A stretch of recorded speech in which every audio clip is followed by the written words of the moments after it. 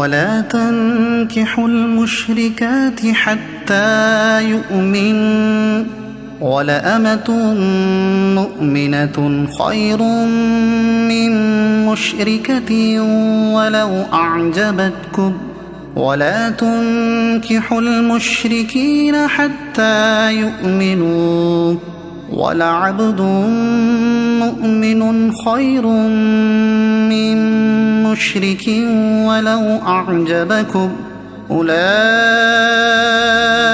يدعون إلى النار والله يدعو إلى الجنة والمغفرة بإذنه ويبين آياته للناس لعلهم يتذكرون۔ ترجمہ، اور مشرکہ عورتوں سے نکاح نہ کرو جب تک مسلمان نہ ہو جائیں، اور بے شک مسلمان لونڈی مشرکہ عورت سے اچھی ہے اگرچہ وہ تمہیں پسند ہو، اور مسلمان عورتوں کو مشرکوں کے نکاح میں نہ دو جب تک وہ ایمان نہ لے آئیں، اور بے شک مسلمان غلام مشرک سے اچھا ہے اگرچہ وہ مشرک تمہیں پسند ہو۔ وہ دوزخ کی طرف بلاتے ہیں اور اللہ اپنے حکم سے جنت اور بخشش کی طرف بلاتا ہے، اور اپنی آیتیں لوگوں کے لیے بیان کرتا ہے تاکہ وہ نصیحت حاصل کریں۔ ولا تنكحوا المشركات، اور مشرکہ عورتوں سے نکاح نہ کرو۔ تفسیر صراط الجنان میں ہے، یہ آیت حضرت مرثد غنوی رضی اللہ تعالیٰ عنہ کے بارے میں نازل ہوئی۔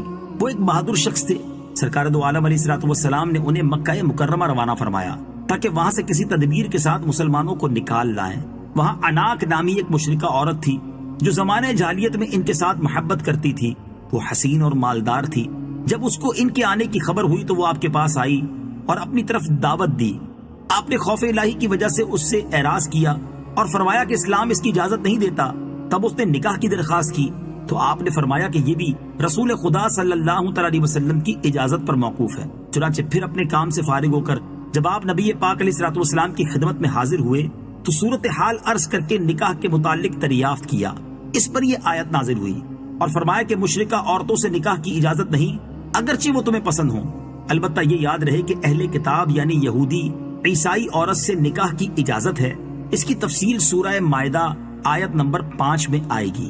وَلَأَمَةٌ مُؤْمِنَةٌ خَيْرٌ مِّن مُشْرِكَةٍ، اور بے شک مسلمان لونڈی مشرکہ عورت سے اچھی ہے۔ شان نزول، ایک روز حضرت عبداللہ بن رواحہ رضی اللہ تعالیٰ عنہ نے کسی خطا پر اپنی باندی کے تماچا مارا، پھر نبی کریم علیہ الصلوۃ والسلام کی خدمت اقدس میں حاضر ہو کر اس کا ذکر کیا۔ سرکار دو عالم علیہ الصلوۃ والسلام نے اس کی ایمانی حالت کے متعلق دریافت کیا، عرض کیا کہ وہ اللہ تعالیٰ کی وحدانیت اور حضور اقدس صلی اللہ علیہ وسلم کی رسالت کی گواہی دیتی ہے، رمضان کے روزے رکھتی ہے، اچھی طرح وضو کرتی ہے اور نماز پڑھتی ہے۔ حضور پر نور صلی اللہ علیہ وسلم نے فرمایا وہ مومنہ ہے۔ حضرت عبداللہ بن رواحہ نے عرض کیا تو اس ذات کی قسم جس نے آپ علیہ الصلوۃ والسلام کو سچا نبی بنا کر مبعوث فرمایا، میں اس کو آزاد کر کے اس کے ساتھ نکاح کروں گا۔ چنانچہ آپ نے ایسا ہی کیا۔ اس پر لوگوں نے تانا زنی کی کہ تم نے ایک سیاہ فام باندی کے ساتھ نکاح کیا، حالانکہ فلاں مشرکہ آزاد عورت تمہارے لیے حاضر ہے، وہ حسین بھی ہے، مالدار بھی ہے۔ اس پر یہ آیت نازل ہوئی کہ مسلمان باندی مشرکہ عورت سے بہتر ہے، خواہ وہ مشرکہ آزاد ہو اور حسن و مال کی وجہ سے اچھی معلوم ہوتی ہو۔ وَلَا تُنْكِحُوا الْمُشْرِكِينَ حَتَّى يُؤْمِنُوا، اور مشرکوں کے نکاح میں نہ دو جب تک وہ ایمان نہ لے آئیں۔ یہ عورت کے سرپرستوں سے خطاب ہے کہ اپنی مسلمان عورتوں کو مشرکوں کے نکاح میں نہ دو۔ مسلمان عورت کا نکاح مشرک و کافر کے ساتھ باطل و حرام ہے۔ مشرک و کافر لوگ تو تمہیں جہنم کی آگ کی طرف بلاتے ہیں، جبکہ اللہ تعالیٰ تمہیں اپنی مغفرت کی طرف بلاتا ہے اور تمہیں نصیحت فرمانے کے لیے تم پر اپنے احکام نازل فرماتا ہے۔ اس آیت میں آج کل کے مسلمانوں کے لیے بہت واضح حکم موجود ہے۔ انتہائی افسوس ہے کہ قرآن میں اتنی صراحت و وضاحت سے حکم آنے کے باوجود مسلمان لڑکوں میں مشرکہ لڑکیوں کے ساتھ اور یوں ہی کافر لڑکوں اور مسلمان لڑکیوں میں باہم شادیوں کا رجحان بڑھتا جا رہا ہے، خاص طور پر ان علاقوں میں جہاں کفار و مسلم اکٹھے رہتے ہیں۔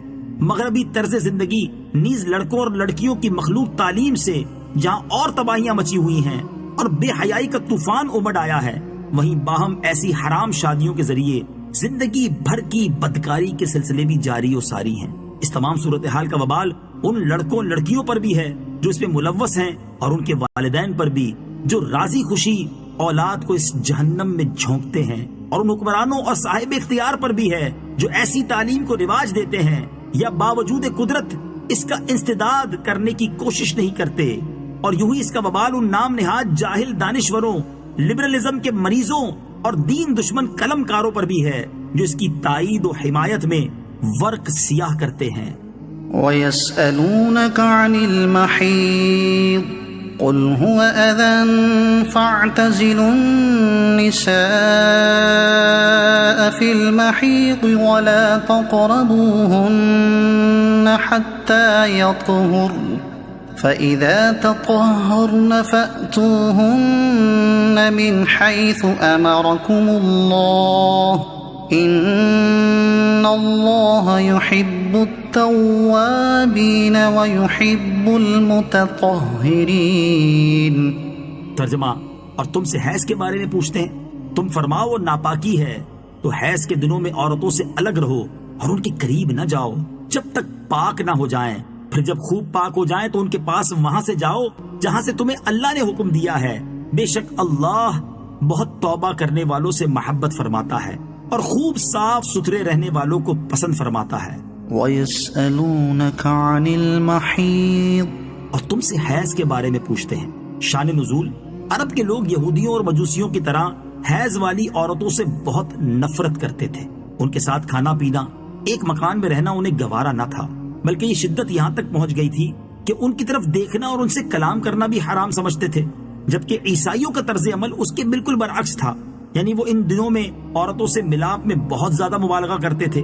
مسلمانوں نے حضور پرنور علیہ السلام سے حیض کا حکم دریافت کیا تو اس پر یہ آیت نازل ہوئی اور افراط و تفریط کی راہیں چھوڑ کر اعتدال کی تعلیم فرمائی گئی اور بتا دیا گیا کہ حیض کی حالت میں عورتوں سے ہم بستری کرنا حرام ہے، اور چونکہ یہ قرآن کی واضح آیت سے ثابت ہے لہٰذا ایسی حالت میں جماع جائز جاننا کفر ہے، اور حرام سمجھ کر لیا تو سخت گناہگار ہوا، اس پر توبہ فرض ہے۔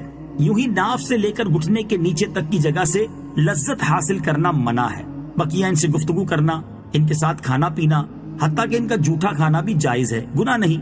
اس آیت سے یہ بھی معلوم ہوا کہ عورت کے پچھلے مقام میں جماع کرنا حرام ہے، کیونکہ وہ بھی گندگی کا مقام ہے۔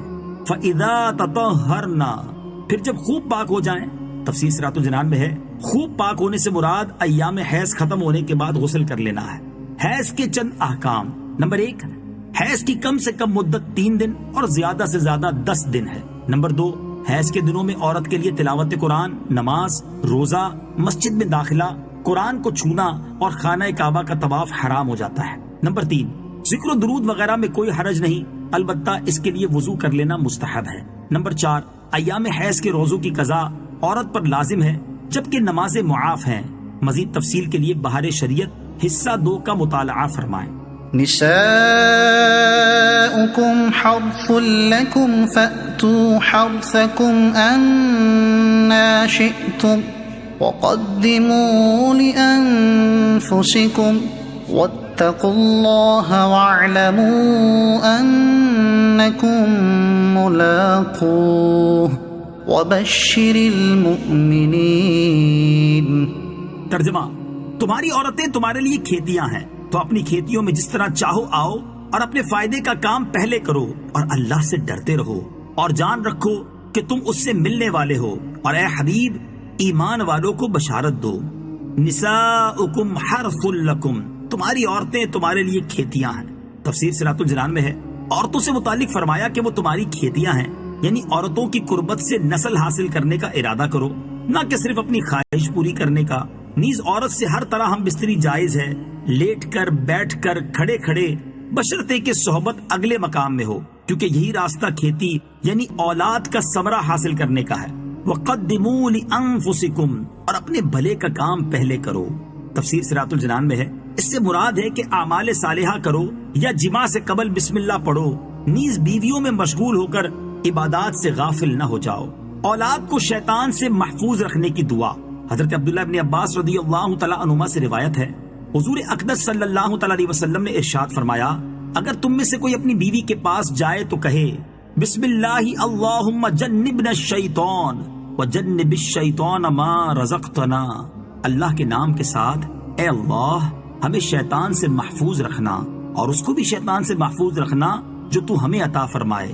پس یہ دعا پڑھنے کے بعد صحبت کرنے سے جو بچہ انہیں ملا اسے شیطان نقصان نہیں پہنچا سکے گا.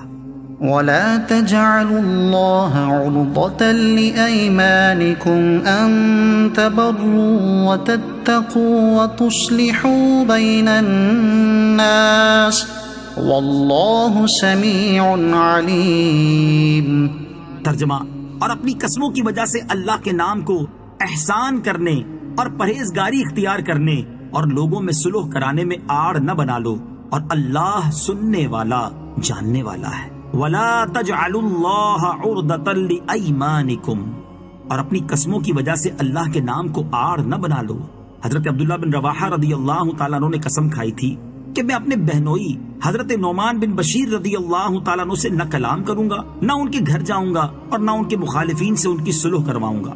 جب اس کے متعلق ان سے کہا جاتا تو وہ کہتے کہ میں قسم کھا چکا ہوں، اس لیے یہ کام کر ہی نہیں سکتا. اس پر یہ آیت نازل ہوئی اور نیک کام نہ کرنے کی قسم کھانے سے منع کر دیا گیا. نیکی سے باز رہنے کی قسم کھانے والے کو کیا کرنا چاہیے؟ یہاں ایک اہم مسئلہ یاد رکھیں کہ اگر کوئی شخص نیکی سے باز رہنے کی قسم کھا لے تو اس کو چاہیے کہ قسم کو پورا نہ کرے بلکہ وہ نیک کام کرے اور قسم کا کفارہ دے. حضرت ابو ہریرہ رضی اللہ تعالیٰ سے مروی ہے، مسلم شریف کی حدیث میں ہے، رسول اکرم صلی اللہ تعالیٰ علیہ وسلم نے فرمایا، جس شخص نے کسی امر پر قسم کھا لی پھر معلوم ہوا کہ خیر اور بہتری اس کے خلاف میں ہے تو چاہیے کہ اس امر خیر کو کر لے اور قسم کا کفارہ دے. یہی حکم سورہ نور آیت نمبر 22 میں بھی مذکور ہے.